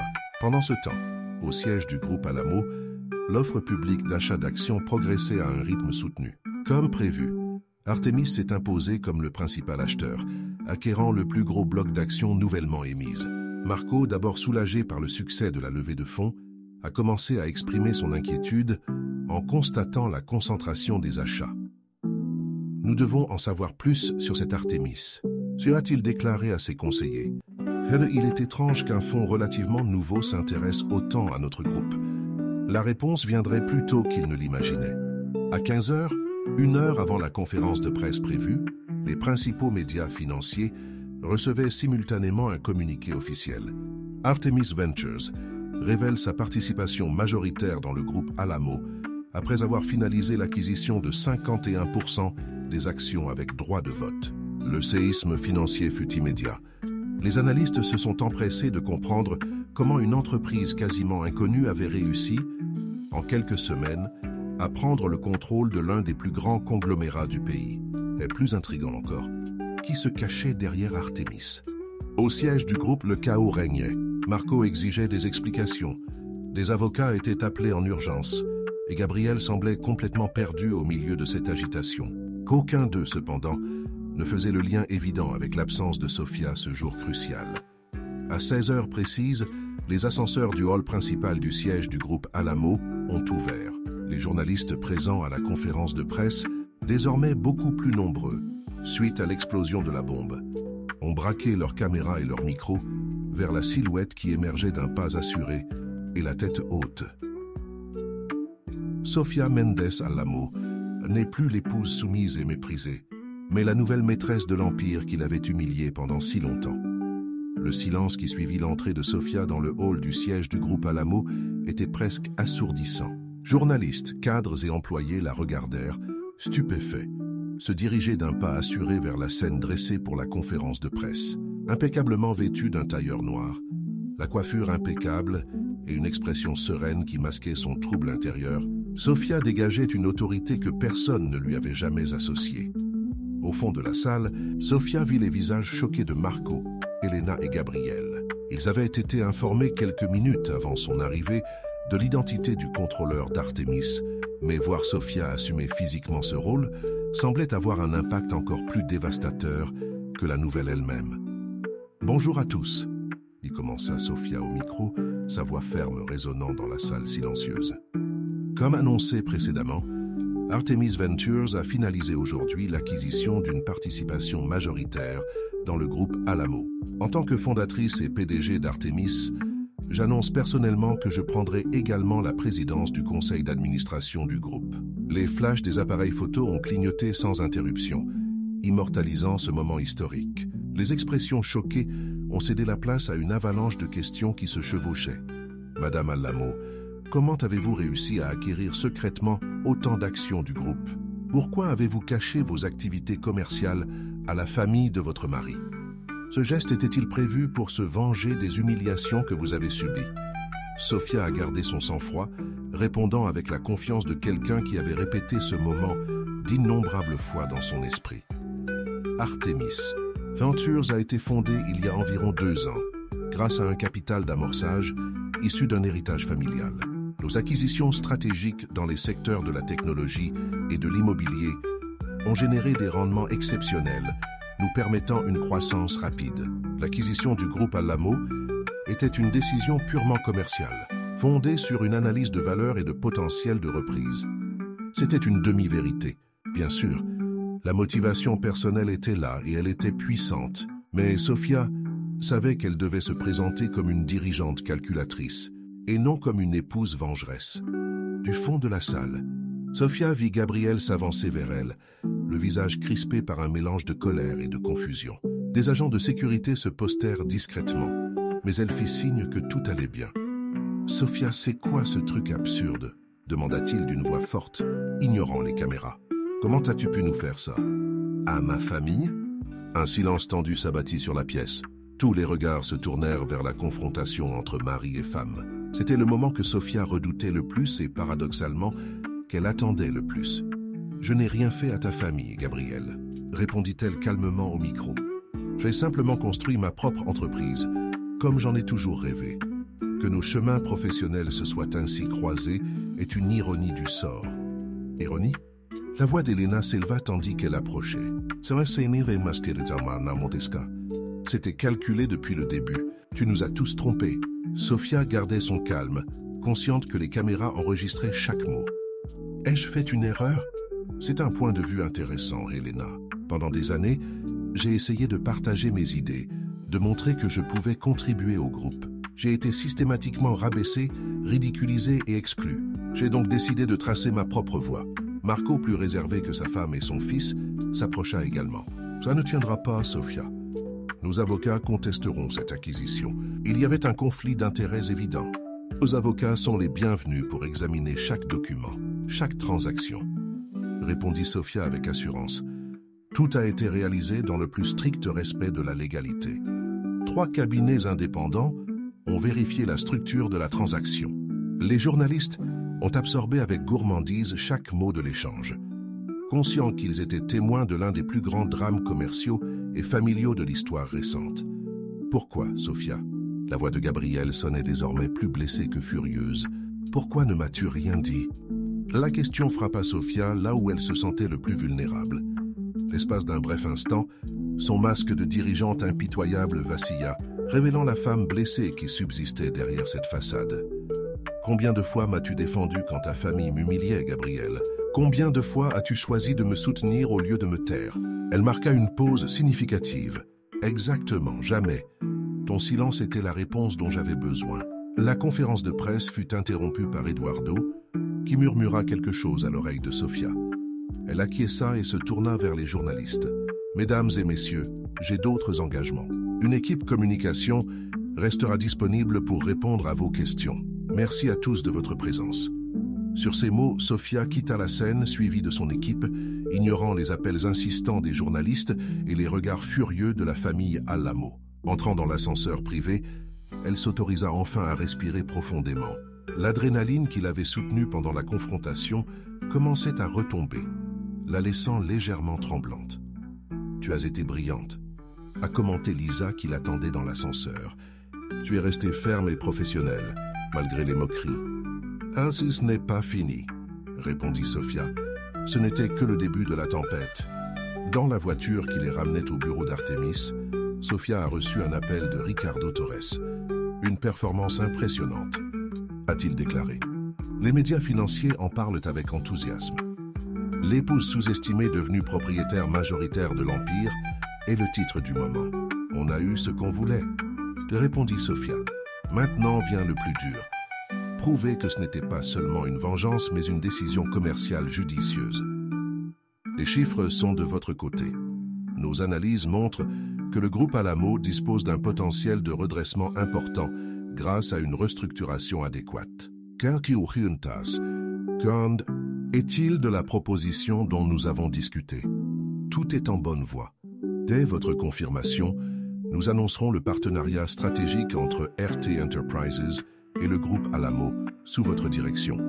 Sophia sourit. L'alliance avec Ricardo représentait non seulement un renforcement commercial, mais aussi un nouveau coup porté à l'orgueil de la famille Alamo, qui pendant des années avait traité Torres comme un ennemi juré. À son arrivée dans les bureaux d'Artemis, Sophia a été accueillie par des applaudissements discrets de son équipe. L'ambiance était à l'optimisme prudent. Tout le monde savait qu'ils avaient remporté une victoire importante, mais aussi que les difficultés ne faisaient que commencer. Les avocats d'Alamo ont déjà déposé une demande d'injonction contestant l'acquisition, a déclaré Eduardo, exactement comme nous l'attendions. Et notre réponse? Déjà déposé. Tous les documents prouvant la légalité de la transaction ont été joints. Notre argument principal est qu'à aucun moment vous n'avez utilisé d'informations confidentielles obtenues en tant qu'épouse de Gabriel Alamo. Sophia hocha la tête, satisfaite de la rapidité de la réponse. Et les employés du groupe? Comment réagissent-ils? Un mélange de choc et de curiosité, répondit Lisa. Beaucoup sont sincèrement intrigués par la suite. Il y a un certain climat d'incertitude, bien sûr, mais aussi une certaine attente positive. Intéressant, a commenté Sophia. Il faut saisir cette occasion. Je souhaite rencontrer les dirigeants aujourd'hui. Il est temps de montrer que je ne suis pas venu pour détruire, mais pour reconstruire. Pendant que son équipe préparait la phase suivante du plan, Sophia se retira dans son bureau privé. Pour la première fois de cette journée mouvementée, elle s'accorda quelques instants de réflexion solitaire. Dans un tiroir verrouillé, elle conservait un petit album photo, souvenir d'une époque plus simple, où elle croyait sincèrement à l'amour de Gabriel et à la possibilité d'être acceptée par la famille Alamo. Une larme s'échappa alors qu'elle contemplait une photo de son mariage. Le sourire radieux sur son visage, l'espoir naïf d'une vie heureuse avec l'homme qu'elle aimait. Quelle erreur elle avait eue, quelle naïveté elle avait eue. Ce moment de vulnérabilité fut interrompu par la sonnerie du téléphone. C'était Gabriel. « Il faut qu'on parle », dit-il sans préambule. En privé, Sophia hésita. Une partie d'elle voulait éviter cette confrontation, mais elle savait qu'elle était inévitable. « Où ?»« Chez nous, dans 1 heure. » Ah, notre place. Était un petit café dans le parc central où ils s'étaient rencontrés avant toute la folie, avant les humiliations, avant que le rêve ne se transforme en cauchemar. « Je serai là », répondit-elle simplement, raccrochant avant que l'émotion ne puisse se lire dans sa voix. En arrivant au café, Sophia vit Gabriel déjà assis à une table au loin, comme s'il avait vieilli en un jour. Ses yeux étaient rouges, son expression tirée, ses mains s'agitaient sur la table. « Merci d'être venu », dit-il alors qu'elle s'asseyait en face de lui. « On n'a pas grand-chose à se dire, Gabriel. Les avocats s'occuperont des détails du divorce. » Il parut choqué par le mot. « Divorce? Tu as déjà décidé ça aussi? À quoi t'attendais-tu? Qu'on serait encore mariés après tout ça? » Ah, je m'attendais. Je ne sais pas à quoi je m'attendais. Il passa ses mains dans ses cheveux, frustré. « Je veux comprendre, Sophia. Quand est-ce que ça a commencé? Pourquoi ?» Sophia observait l'homme devant elle, celui-là même qui était resté silencieux pendant des années, tandis qu'elle était humiliée chez elle. Y avait-il encore de l'amour? Peut-être des vestiges, mais il y avait bien plus de souffrance, de désillusion et surtout la certitude que certains ponts, une fois brûlés, ne peuvent être reconstruits. Tout a commencé le jour où ta mère m'a traité de chercheuse de diamants, lors de notre premier dîner de famille, et tu n'as rien dit. Ça a continué à chaque événement où j'étais traitée comme une étrangère, avec chaque commentaire désobligeant sur mes origines, chaque regard méprisant. Et ça s'est consolidé quand j'ai compris que tu ne serais jamais assez forte pour me soutenir face à ta propre famille. « Je t'aimais, Sophia », murmura Gabriel. « Je t'aime toujours. » « Non, Gabriel, tu aimais l'idée que j'étais, l'épouse dévouée qui ne posait aucune question, qui acceptait sa place secondaire dans le grand empire Alamo. Mais je n'ai jamais été cette personne. me contentant de jouer un rôle tout en traçant mon propre chemin. Et maintenant, tu vas détruire tout ce que ma famille a construit? Est-ce ta vengeance? Sofia secoua la tête. Il ne s'agit pas de destruction. Le groupe Alamo a du potentiel, mais il a été mal géré ces dernières années. Je vais le restructurer, supprimer ce qui ne fonctionne pas et investir dans ce qui a de l'avenir. Car mon père n'acceptera jamais de travailler sous vos ordres. Je ne m'attends pas à ce qu'il accepte. En fait, la retraite serait l'option la plus digne pour Marco en ce moment. Gabriel la fixa du regard, une nouvelle compréhension naissant dans ses yeux. Tu as tout planifié, chaque détail. Oui, et tu sais ce qui est le plus ironique? Si tu m'avais respecté, écouter ne serait-ce qu'une fois, tu aurais pu éviter tout ça. J'ai essayé, Gabriel. Combien de fois ai-je suggéré des changements, signalé des problèmes avec le projet Horizonte, remis en question la vente de Tekal à un prix aussi bas? J'ai été systématiquement ignoré. Un lourd silence s'abattit entre eux. Dehors, la vie continuait. Des gens se promenaient dans le parc, des enfants jouaient, des couples se tenèrent la main. Un monde inconscient du drame qui se jouait à cette petite table de café. Que se passe-t-il maintenant? Demanda finalement Gabriel. Demain, j'annoncerai un partenariat stratégique entre le groupe Alamo et RT Enterprises. Ensemble, nous restructurerons le projet Horizonte avec un nouveau concept, plus viable et durable. Torres, murmura Gabriel d'un ton amer. Alors, il est impliqué aussi. Ricardo a reconnu mon potentiel, alors que sa famille ne voyait en moi qu'un étranger sans valeur. Ironique, n'est-ce pas? Sofia se leva, marquant la fin de la conversation. Mes avocats vous contacteront pour discuter des conditions du divorce. Quant au manoir, vous pouvez continuer à y vivre. Je n'ai aucune envie de le prendre. Sofia, appela Gabriel en s'éloignant. Tu ne m'as jamais aimé? Elle marqua une pause, s'accordant un instant de totale honnêteté. Je t'ai aimé, Gabriel. Plus que tu ne le méritais. Mais j'ai appris que l'amour sans respect est comme un jardin sans eau. Il finit par mourir. Sur ces mots, Sofia quitta le café, sentant un poids s'enlever lentement de ses épaules. Aucune joie ne traversait son cœur. Seulement une détermination renouvelée à aller de l'avant, désormais celle qui prenait enfin son destin en main. Le lendemain, les principaux journaux économiques titrèrent sur le partenariat surprenant entre Grupo Alamo, désormais dirigé par Sofia Mendes, et RT Enterprises, dirigé par Ricardo Torres. Les analystes prédisaient un redressement important pour le groupe, notamment après l'annonce de la refonte complète du projet Horizonte, axé sur la durabilité et l'innovation technologique. Sur les réseaux sociaux, Sofia était devenue un symbole. Admirée par beaucoup comme un exemple de résilience et de détermination, critiquée par d'autres comme calculatrice et impitoyable. Peu importait, celle qui avait été autrefois rabaissée, pour avoir organisé des fêtes, dirigeait désormais l'un des plus grands conglomérats du pays. La transformation était totale. Dans le bureau du nouveau président, contemplant la ville à travers les grandes fenêtres, Sofia repensait au chemin parcouru. Cela n'avait pas été facile, et ce n'était certainement pas terminé. Les Alamo allaient continuer à lutter. L'adaptation des employés et du marché prendrait du temps, et les défis commerciaux étaient réels et complexes. Mais pour la première fois depuis des années, Sofia se sentait vraiment libre. Libre d'être elle-même, libre de prendre ses propres décisions, libérée du poids des attentes des autres et de l'humiliation constante. Un léger coup frappé à la porte interrompit ses pensées. C'était Ricardo. Prêt pour votre première réunion officielle en tant que président du groupe Alamo? Sofia sourit et s'adapta. Plus que prête. Il est temps de montrer à tout le monde qu'un nouveau chapitre commence. Côte à côte, ils se dirigèrent vers la salle de réunion où les dirigeants attendaient, anxieux et inquiets. L'empire conquis par Sofia devait désormais être reconstruit, non plus sur des fondations d'arrogance et de traditions stagnantes, mais sur celles de l'innovation, du respect et d'une vision avant-gardiste. La guerre silencieuse que Sofia menait depuis des années s'était achevée par sa victoire. Mais le véritable voyage ne faisait que commencer. 6 mois s'étaient écoulés depuis le rachat spectaculaire du groupe Alamo.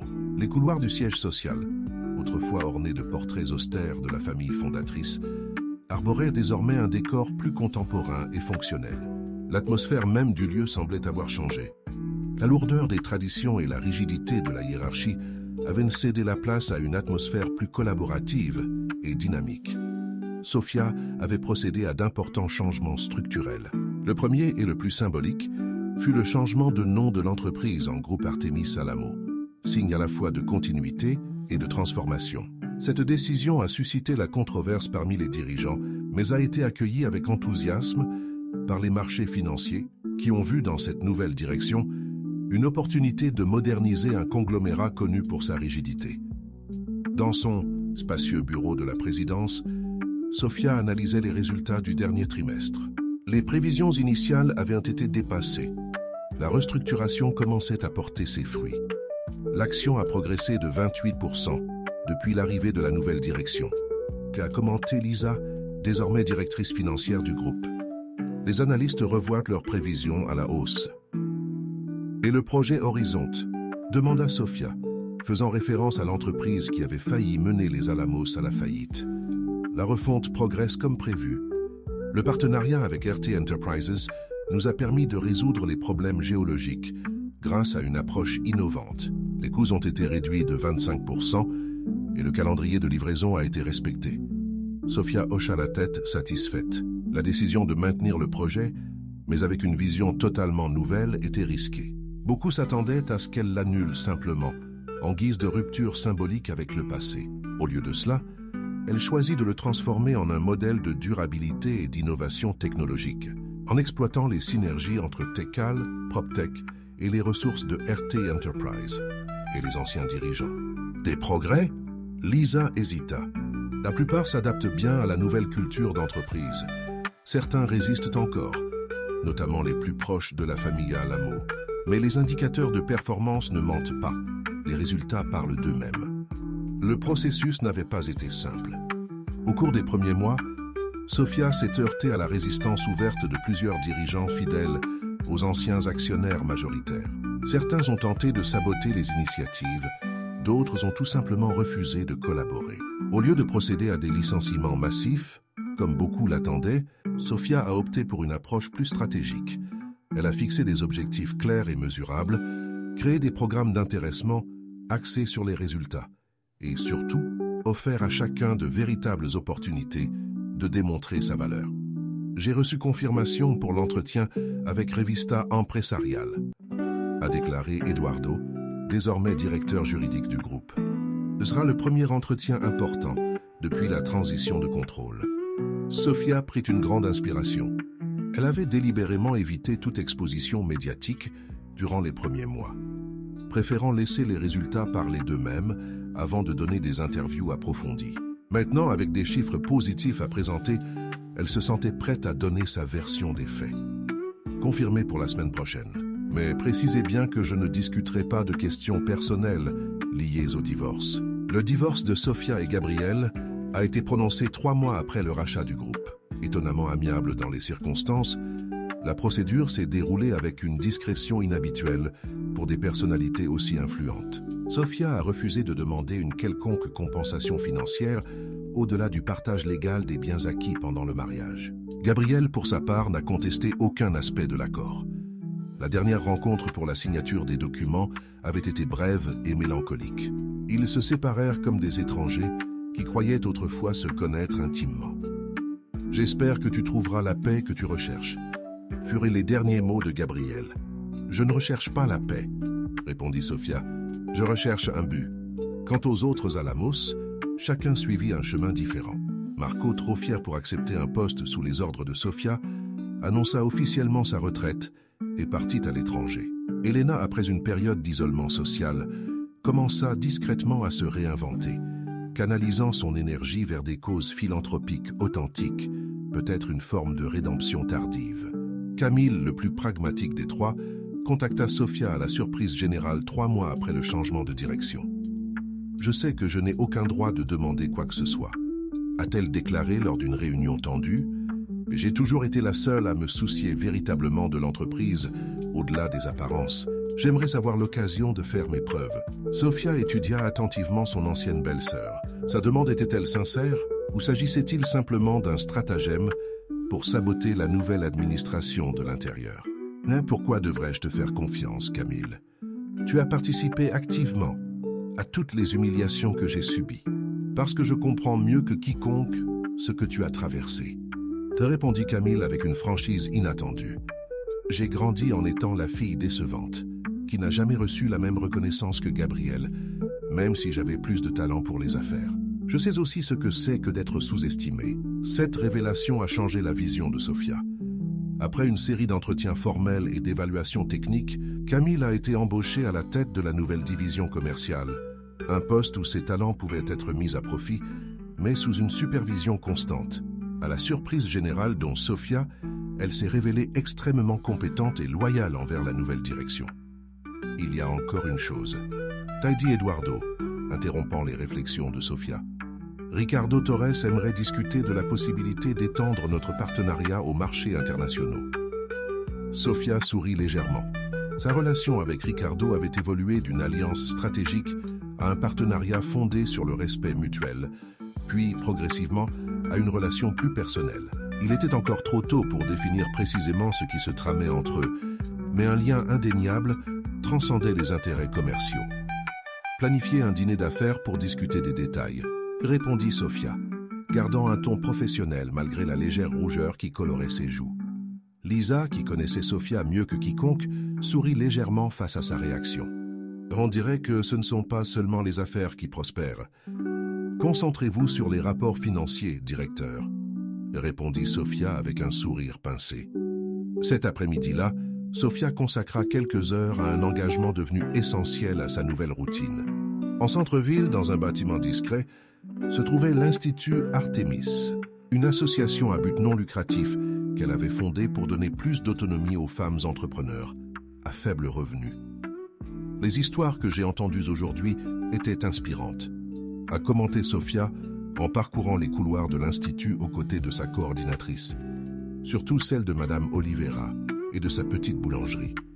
Elle a triplé son chiffre d'affaires, après avoir suivi des cours de gestion financière et de marketing numérique, a répondu le coordinateur. Et maintenant, elle embauche 2 employés locaux. Sophia ressentait une satisfaction particulière envers l'Institut. Il ne s'agissait pas seulement d'une initiative de responsabilité sociale d'entreprise, mais d'un objectif personnel, né de son propre parcours. Chaque femme qui parvenait à transformer sa petite idée en entreprise viable représentait une victoire contre les préjugés et les sous-estimations auxquelles Sophia avait été confrontée. Nous avons pu étendre le programme à 2 villes supplémentaires au cours du prochain trimestre, a déclaré le coordinateur. Les fonds provenant du dernier don seront suffisants. Excellent. Pourquoi ne pas collaborer avec des universités pour un mentorat spécialisé? 3 établissements ont déjà confirmé leur participation. Des professeurs d'administration, de comptabilité et de droit des sociétés offriront des services de conseil gratuits aux participants.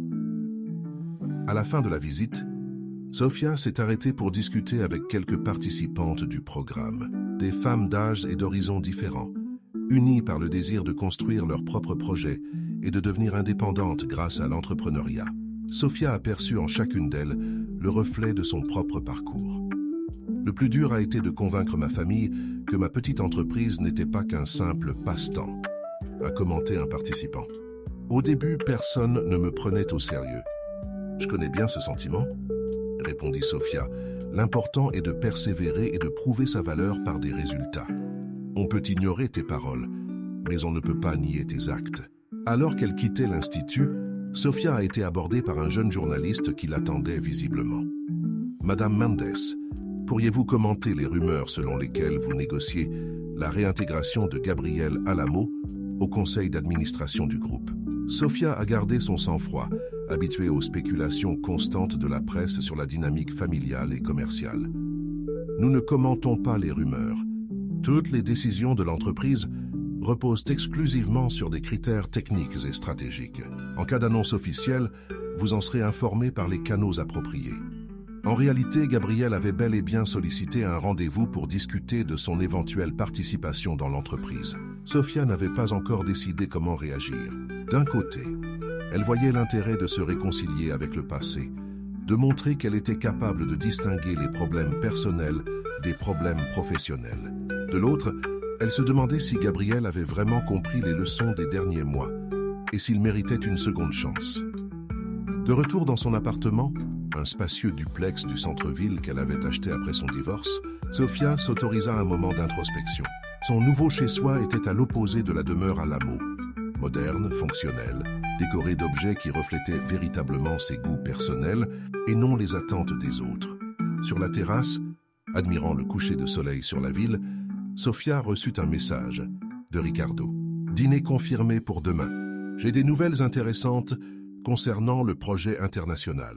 Et si je puis me permettre, tu m'as manqué aujourd'hui. Un léger sourire apparut sur ses lèvres. C'était étrange de s'autoriser à nouveau cette vulnérabilité, de faire place à une nouvelle relation après tout ce qu'elle avait traversé. Mais Ricardo était différent.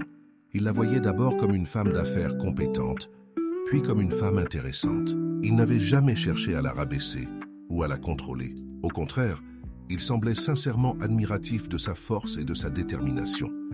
Le téléphone sonna, interrompant ses pensées. C'était Camille. « Désolé de vous déranger en dehors des heures de bureau », dit-elle d'une voix tendue. « Mais je viens d'être informée d'une possible manœuvre de Marco et d'anciens alliés pour contester en justice la dernière assemblée générale des actionnaires. » Sofia soupira. Même à distance, Marco essayait encore de reprendre le contrôle qu'il avait perdu. « Transmets les détails à Eduardo. On en discutera demain matin. Il y a encore une chose. Gabriel n'est pas impliqué. En fait, selon ma source, il a refusé de participer et essaie de convaincre notre père de se retirer. » Cette information surprit Sofia. Peut-être Gabriel était-il en train de changer, trouvant sa propre voie après tant d'années sous l'ombre autoritaire de son père. « Merci pour l'information, Camille. Vous êtes un atout précieux pour l'entreprise. »« Je fais juste mon travail. » a répondu l'ancienne belle-sœur avec une formalité qui ne pouvait cacher complètement une note de fierté.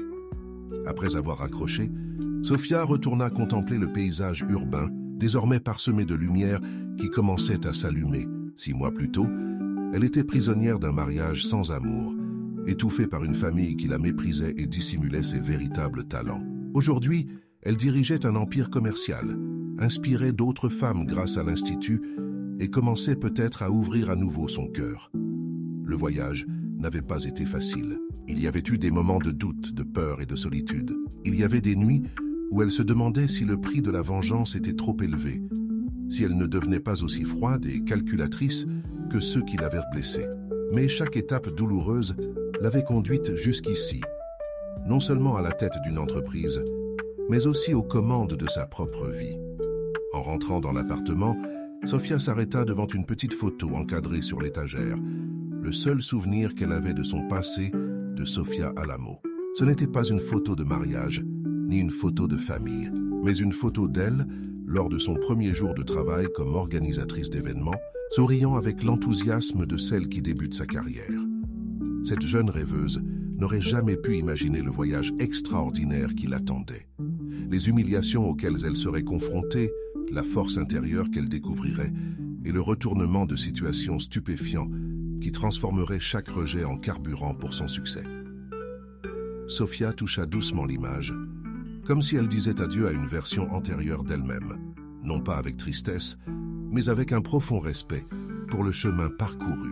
La jeune fille sur cette photo avait grandi, s'était transformée, avait trouvé son véritable potentiel. « Nous l'avons fait », murmura-t-elle pour elle-même, un sourire serein illuminant son visage, tandis que les lumières de la ville scintillaient en arrière-plan, témoin silencieux de son extraordinaire métamorphose.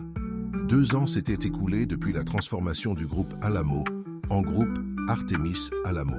Le temps, comme toujours, avait apporté changements, enseignements et perspectives nouvelles. Le siège social de l'entreprise occupait désormais un bâtiment durable au cœur du centre financier de la ville, une architecture primée, symbolisant la nouvelle philosophie de l'entreprise, l'innovation au service du sens.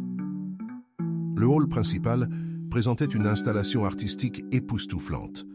Un arbre en métal et en verre, dont les racines s'étendaient sur le sol en marbre et dont les branches portaient de petits panneaux lumineux relatant l'histoire d'entrepreneurs, dont beaucoup étaient des femmes ayant fréquenté l'Institut Artemis. Au centre, à peine visible pour quiconque ne savait pas regarder, se trouvait un minuscule organisateur d'événements gravé dans le métal, la graine à l'origine de tout. Sofia observait l'effervescence du hall depuis une discrète mezzanine. Elle portait un élégant tailleur bleu marine, les cheveux attachés en un simple chignon et affichait l'attitude sereine de celle qui avait enfin trouvé sa place. En 2 ans, le groupe Artemis Alamo était devenu une référence en matière de gouvernance d'entreprise et d'innovation durable. Sa valeur boursière avait triplé et son expansion internationale battait son plein. Pensez, la voix familière de Ricardo interrompit ses réflexions. Il s'approcha et s'arrêta près d'elle pour contempler le mouvement en contrebas. « J'apprécie simplement les résultats de tout notre travail acharné », répondit Sofia avec un doux sourire. Leur relation avait progressivement évolué, passant d'un partenariat stratégique à une relation profonde, fondée sur une admiration mutuelle et des valeurs communes. Ils ne vivaient pas ensemble, tous deux attachaient une grande importance à leur indépendance, mais, jour après jour, ils tissaient un lien qui n'avait rien à voir avec les apparences ou les conventions sociales qui avaient caractérisé le précédent mariage de Sofia. L'auditorium est presque plein. Nous avons des représentants de plus de 40 pays, a rapporté Ricardo. La première conférence internationale des femmes entrepreneurs a plus d'impact que nous l'imaginions. Sofia hocha la tête, satisfaite. Cet événement était un rêve devenu réalité. Réunir des participants de l'Institut Artemis, venus de tout le pays, des femmes d'affaires établies, des investisseurs et des étudiants pour 3 jours de conférences, d'ateliers et de réseautage. Plus qu'un événement d'entreprise, c'était une déclaration de principe. J'ai reçu un message de Camille.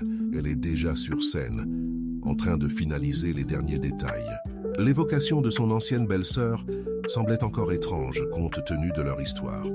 Pourtant, Camille avait prouvé non seulement sa compétence, mais aussi son engagement sincère envers la nouvelle vision de l'entreprise.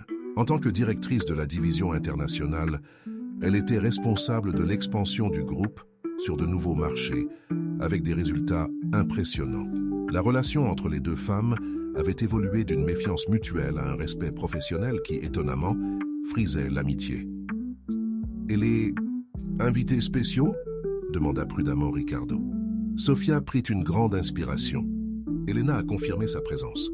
Ce sera sa première apparition publique liée au groupe depuis sa transition. Quant à Marco, comme prévu, il a décliné l'invitation. Après 2 ans passés à l'étranger, Elena était récemment rentrée dans son pays natal. Le temps et la distance semblaient avoir adouci certaines de ses plus grandes rancœurs. Son engagement pour les causes philanthropiques semblait sincère et non pas un simple coup de pub. Lorsque Sofia, dans un geste de réconciliation qui en a surpris plus d'un, l'a invité à participer à une table ronde sur la réinvention personnelle lors de la conférence, Elena a accepté après quelques jours de réflexion. « Et Gabriel ?» La question de Ricardo était prudente. Il a confirmé qu'il assisterait à la séance de clôture, mais qu'il ne participerait pas activement. La relation entre Sofia et son ex-mari avait pris une tournure qu'aucun d'eux n'aurait pu prévoir. Ils n'étaient ni amis, ni vraiment collègues, mais ils avaient trouvé une manière mature de cohabiter dans le même monde des affaires. Gabriel dirigeait désormais son propre cabinet de conseil en environnement, un domaine où il semblait enfin avoir trouvé sa véritable vocation, loin de l'ombre oppressante de son père. 6 mois plus tôt, Sofia avait, à la surprise générale, approuvé un partenariat entre le groupe Artemis Alamo et le cabinet de conseil de Gabriel pour développer des certifications durables pour le projet Horizonte. Cette décision purement stratégique de sa part avait été interprétée par la presse comme un signe de réconciliation familiale. Sofia n'avait pas cherché à rectifier cette perception. Elle avait appris qu'il n'était pas nécessaire de contrôler tous les discours. « C'est l'heure », lui rappela Ricardo en consultant discrètement sa montre. « Ton discours d'ouverture est prévu dans 15 minutes. » Sofia hocha la tête, et ensemble, elles descendirent au rez-de-chaussée. Dans les coulisses de l'auditorium, une équipe efficace finalisait les préparatifs. Lisa, désormais vice-présidente exécutive du groupe, s'approcha avec une tablette. Tout est prêt, salle comble, diffusion en ligne confirmée pour 27 pays. Ah, et vous avez reçu ce message il y a quelques minutes. Sofia prit la petite enveloppe que son amie lui tendait. À l'intérieur, elle trouva une simple carte avec un message manuscrit. Certains sont nés pour diriger, d'autres ont besoin d'apprendre. Tu as toujours su où était ta place, même quand personne d'autre ne le savait. Félicitations pour cet événement. Elena. Un léger sourire éclaira les lèvres de Sofia. Ce n'était pas vraiment une excuse, mais venant d'Elena, cette reconnaissance représentait une surprise. Camille s'approcha, impeccable, dans son tailleur gris. Nous sommes prêts à commencer.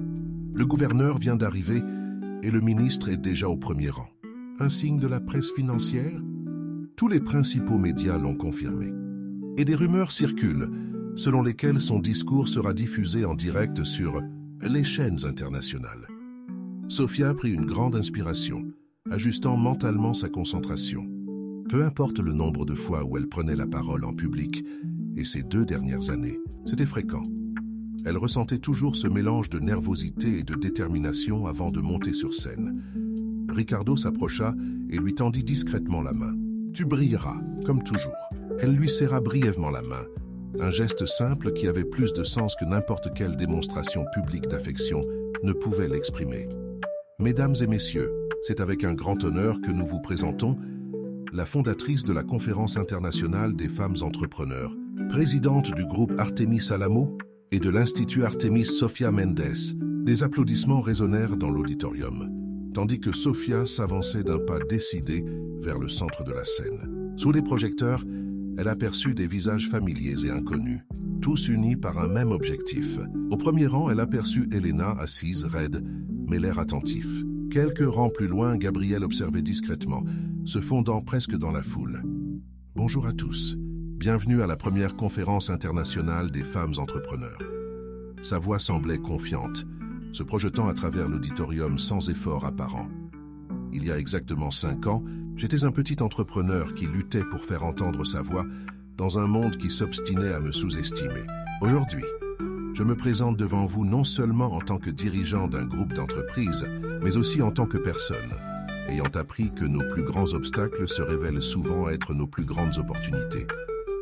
Sophia marqua une pause, laissant ses mots pénétrer l'auditoire attentif. Cette conférence n'a pas pour but de célébrer les réussites individuelles. Elle vise à reconnaître que chaque femme qui ose entreprendre, qui défie les attentes restrictives, qui transforme le non en moteur pour avancer, contribue à une transformation collective. Nous redéfinissons ce que signifie diriger, innover et créer de la valeur au XXIe siècle. Tout en développant son discours, Sophia s'est permise de retracer brièvement son parcours.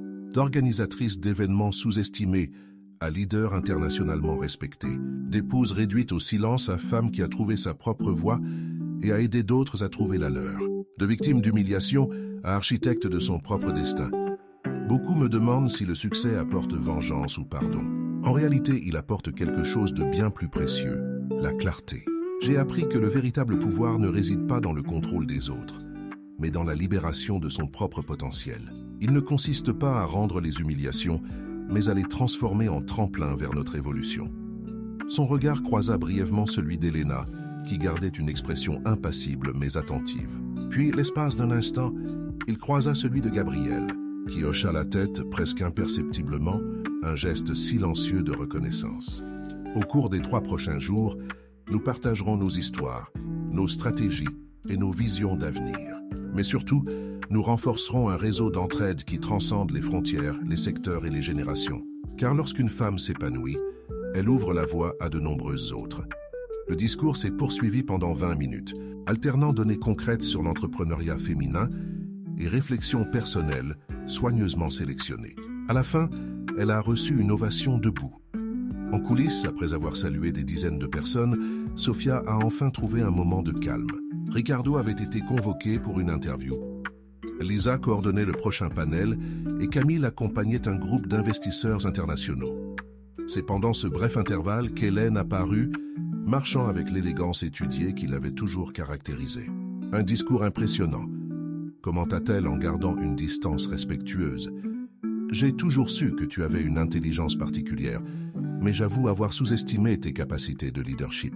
Sophia observa son ancienne belle-mère un instant. Le temps avait adouci certains traits de son visage, mais son regard conservait cette lueur calculatrice. Pourtant, il y avait là quelque chose de nouveau, peut-être une lueur de regret ou simplement la sagesse forcée qui accompagne la perte du pouvoir. Merci d'être venue, Elena. Et pour la carte, je ne suis pas venu chercher la réconciliation ou le pardon, a rapidement précisé Elena. Je suis venu parce que, malgré tout, je reconnais la compétence quand j'en vois une. Ce que vous avez construit est remarquable. Les circonstances nous ont forcés à être adversaires, répondit calmement Sophia. Mais peut-être que le temps nous permettra d'être, sinon amis, du moins des personnes capables de partager le même espace sans hostilité. Elena hocha légèrement la tête. Parco n'acceptera jamais ce qui s'est passé. Son orgueil le lui interdit. Mais Gabriel, il a enfin trouvé sa voie, tu sais. Loin de l'ombre de son père, il redevient l'homme qu'il aurait toujours dû être.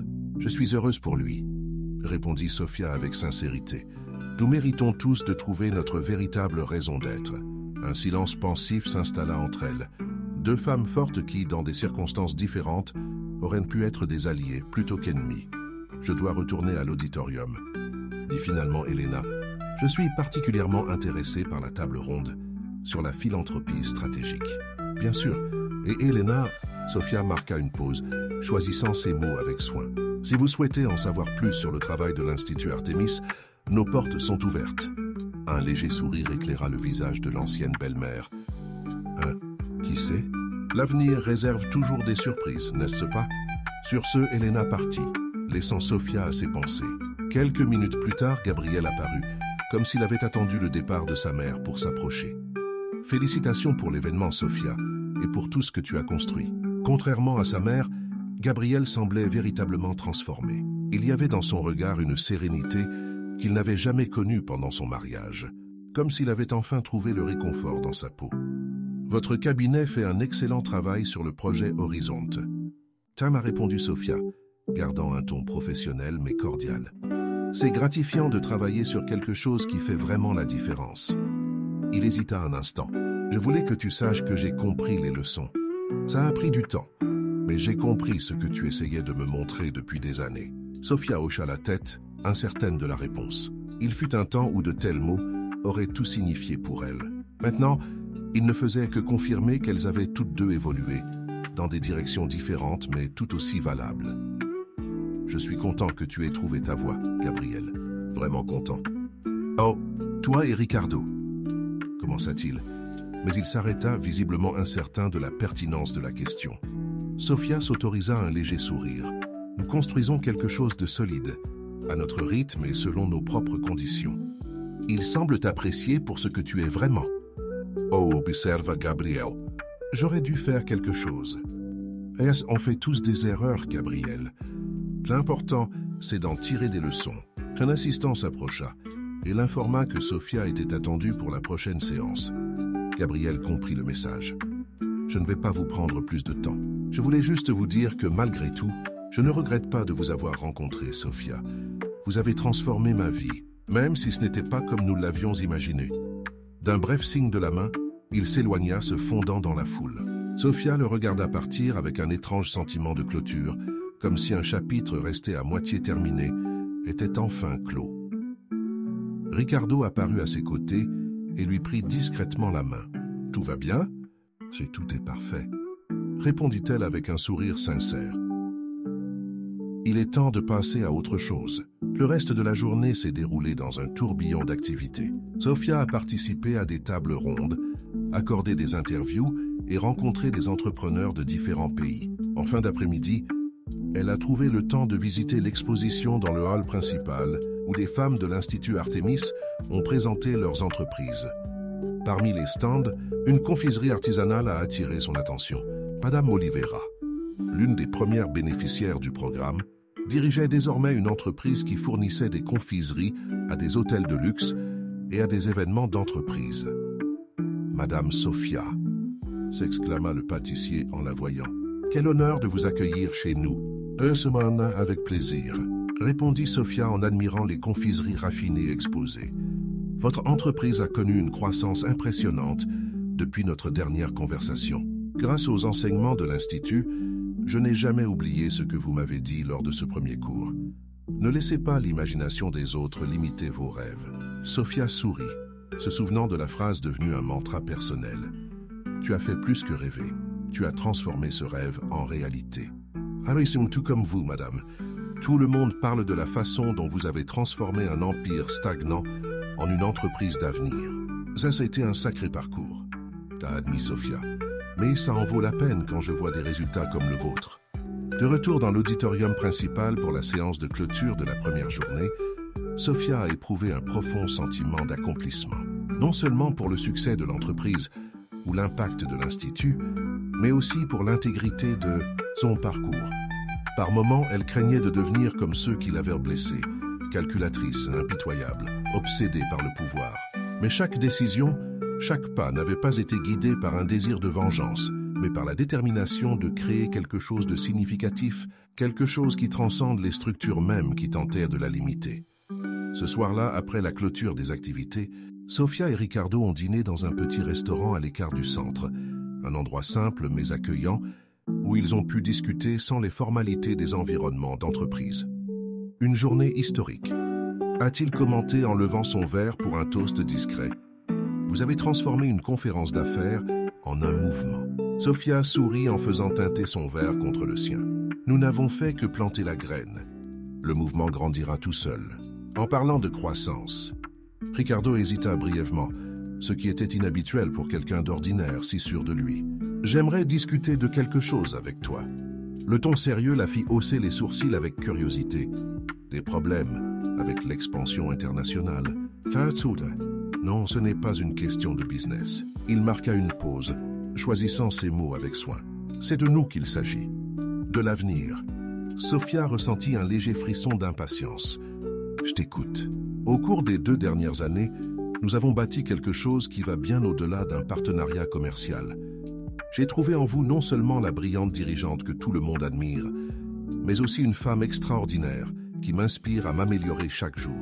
Il a fouillé dans la poche intérieure de sa veste pour trouver une petite boîte. Je ne propose pas un mariage traditionnel. Nous savons tous deux que nous tenons à notre indépendance. Je propose une vie de couple, selon nos propres conditions, fondée sur le respect mutuel et une admiration sincère. Sofia remarqua la bague simple mais élégante que Ricardo lui avait offerte. Elle n'était pas ostentatoire comme celle qu'elle avait reçue de Gabriel des années auparavant. Elle était sobre, sophistiquée et unique, à l'image de la relation qu'ils avaient nouée. « Je n'ai pas besoin d'une réponse immédiate », poursuivit-il, remarquant son hésitation. « Je sais que... » « Oui, » interrompit Sofia, un sourire illuminant son visage. « Oui, Ricardo. Une vie de couple à nos conditions, c'est exactement ce que je désire. » Tandis qu'il lui glissait la bague au doigt, Sofia repensa au long chemin parcouru pour en arriver là. D'une jeune fille rêvant de créer sa propre entreprise d'événementiel à une femme qui avait transformé les humiliations en tremplin vers le succès. D'une épouse réduite au silence à une dirigeante internationalement respectée. De quelqu'un cherchant désespérément l'approbation à une femme qui avait compris que la seule véritable reconnaissance était la sienne. La boucle était bouclée. Non pas un retour au point de départ, mais une spirale ascendante qui l'avait mené à un nouveau niveau de conscience et d'épanouissement. Plus tard, sur la terrasse de son appartement, Sofia contemplait la ville illuminée en contrebas, la même vue qu'elle avait observée lors des moments les plus difficiles de sa transformation. Mais maintenant, elle n'était plus seule. Ricardo, respectueux de ces moments d'introspection, restait à ses côtés, une présence réconfortante qui ne demandait rien, mais le complétait. « Savez-vous ce qui m'impressionne le plus dans tout ce voyage ?» demanda-t-elle, rompant le silence contemplatif. « Quoi ? Comment ce qui a commencé comme une quête de vengeance s'est transformé en un objectif bien plus ambitieux. Chaque femme qui passe par l'Institut, chaque entreprise qui prospère sous notre direction, chaque vie transformée fait partie d'un héritage qui transcende tout ressentiment personnel. » Ricardo hocha la tête, comprenant la profondeur de ses paroles. « La vraie victoire n'a pas été de prendre le contrôle du groupe Alamo. J'ai découvert que ma valeur ne dépendait jamais de leur validation, » a ajouté Sofia. « Et j'ai utilisé cette découverte pour ouvrir la voie aux autres. Les lumières de la ville scintillaient comme des étoiles terrestres, témoins silencieux d'un voyage extraordinaire qui, bien que singulier dans ses circonstances, faisait écho à la lutte universelle pour la reconnaissance, le but et l'authenticité. » Sofia Mendes, entrepreneuse, mentor, visionnaire, a transformé chaque rejet en élan, chaque obstacle en opportunité, chaque humiliation en carburant pour une révolution personnelle qui a désormais inspiré des milliers de personnes. L'empire qu'il avait bâti n'était pas seulement fait d'entreprises et d'actifs financiers, mais aussi de vies transformées, de portes ouvertes et de barrières brisées. Un héritage qui allait continuer à croître et à prospérer, bien au-delà de toute vengeance ou ressentiment, Preuve vivante que le pouvoir le plus durable ne vient pas du désir de subjuguer les autres, mais du courage d'être authentiquement ce que nous sommes censés être. Fin de l'histoire, chers auditeurs. Nous espérons que l'histoire de Sofia vous a touché et inspiré des réflexions sur la résilience et la transformation personnelle. Pour partager d'autres récits captivants comme celui-ci, nous avons préparé une playlist spéciale avec des histoires tout aussi captivantes de personnes qui ont surmonté l'adversité et trouvé leur véritable potentiel. Retrouvez-la en cliquant sur le lien à gauche. Si ce parcours de dépassement et d'émancipation vous a touché, n'oubliez pas de vous abonner à notre chaîne et d'aimer cette vidéo. Chaque jour, nous vous proposons des histoires uniques qui explorent les complexités de la vie et nous inspirent à nous améliorer. Partagez dans les commentaires quel moment du parcours de Sofia vous a le plus marqué. Nous serons ravis de lire vos impressions et de poursuivre cette conversation. À bientôt pour la prochaine histoire extraordinaire.